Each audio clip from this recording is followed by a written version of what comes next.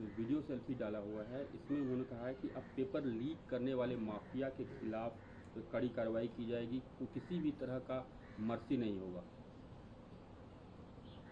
देखिए, paper leak bill जब सदन के अंदर प्रस्तुत हुआ और उस पर चर्चा रही, तो उस चर्चा में अगर इसकी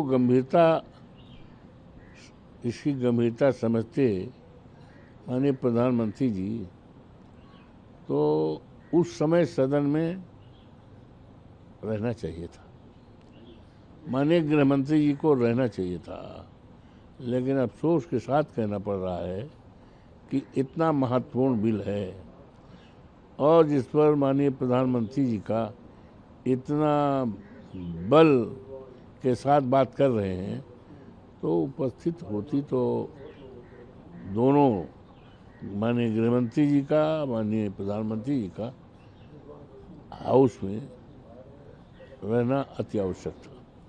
जहाँ तक सवाल है, देखिए तमाम कानून बने हुए हैं, निष्प्रभावी हैं, तो सवाल उठता है कि जो ये विधेयक पास हुआ है जिसके तहत माननीय प्रधानमंत्री बात कर रहे हैं, तो ये डिपेंड करता है कि नियत पर, और ये डिपेंड करता है किनके हाथों में ये हथियार दिया गया है, किनके हाथों में ताकत दी गई है उसको लागू करने का।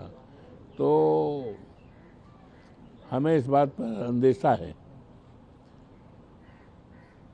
इनके द्वारा जो माननीय प्रधानमंत्री जी कह रहे हैं, हमें इस बात का अंदेशा है। प्रधानमंत्री जी तो न जाने क्या क्या कह गए थे देश के सामने, देश के छात्रों के सामने। 2 करोड़ नौकरी हम देंगे, हर साल देंगे। क्या नौकरी मिल गई? क्या सर्विस मिल गई?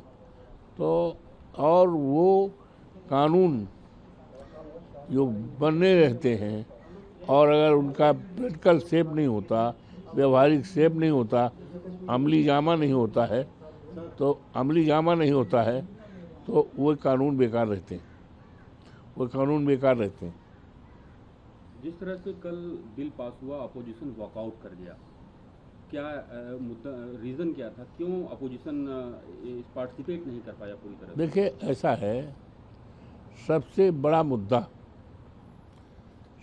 बड़ा मुद्दा तो था प्रभु श्री राम के मंदिर के चढ़ावे को लेकर, चंदे को लेकर, जिससे देश के करोड़ों जो धर्म से जुड़े लोग हैं प्रभु श्री राम के प्रति आस्थावान हैं, जिनकी संख्या लाख, 2 लाख, 10 लाख में नहीं है, जिनकी संख्या असंख्य है, जिनकी संख्या करोड़ों में है, सारे देश का सवाल था। उस बात को लेकर समाजवादी पार्टी ने मकर द्वार पर प्रोटेस्ट किया था। मैं स्वयं शामिल था उसमें, क्योंकि हमारी तो जिम्मेदारी है, वहाँ के देवतुल्य जनता ने, देवतुल्य मतदाताओं ने और हनुमान जी प्रभु श्री राम की कृपा ने, सरजुमा की कृपा ने, देवतुल्य मतदाताओं की कृपा ने और हमारे नेता अखिलेश जी की कृपा से हम वहाँ के सांसद हैं। तो हमारी तो जिम्मेदारी थी और ऐसे वक्त में वहाँ पर डकैती हुई हो, चढ़ावा की डकैती, चंदा की डकैती और हमारी धार्मिक भावनाएं आहत हुई, अयोध्या को कलंकित किया गया है।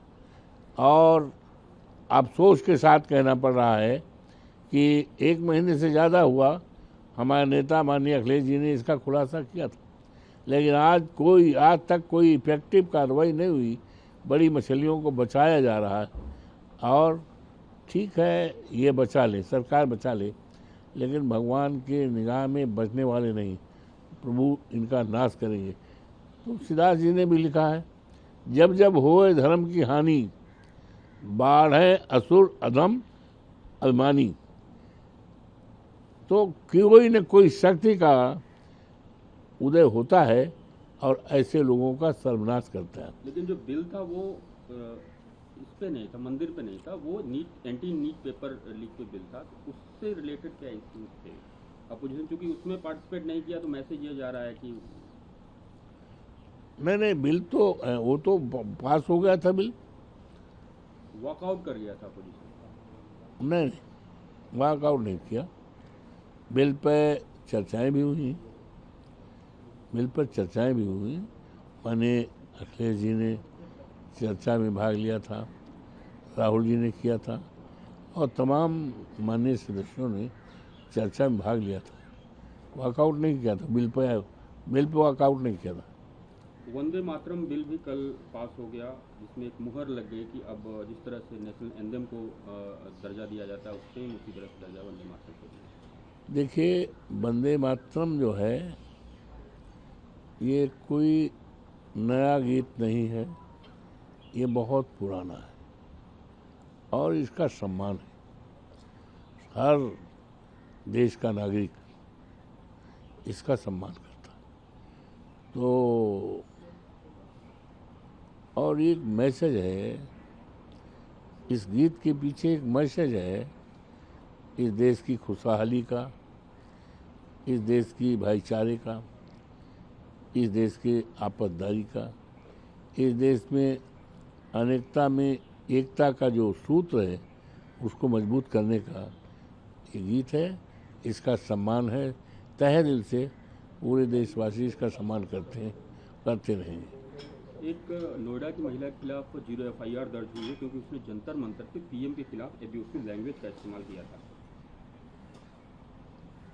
इसकी मुझे जानकारी नहीं।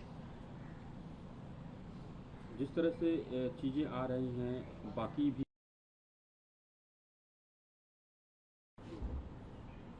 दिल्ली गवर्नमेंट ने जितने CJP प्रोटेस्टर्स थे उनके खिलाफ जो क्रिमिनल बैकग्राउंड था उसको ध्यान में रखते हुए जो लोग क्रिमिनल बैकग्राउंड में लिप्त रहेंगे केवल उन्हीं खिलाफ केसेस होंगे, बाकी सारी केसेस जो प्रोटेस्टर्स हैं उनको हटा लिया जाएंगे।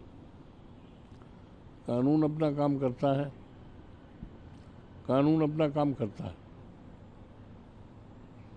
जिस तरह से प्रियंका गांधी ने IIT की मद्रास की जो चीफ हैं, जो जिनको कि PM की कमेटी का मेंबर बनाया गया था, जो नीट से रिलेटेड बनाई गई थी, तो उसमें उन्होंने गौमूत्र का बोला था कि गौमूत्र एक्सपर्ट हैं, ऐसा कमेंट किया था। उसको लेकर 215 एकेडमिशियन ने एक लेटर लिखा है प्रियंका गांधी को ऑब्जेक्शन जताने के लिए।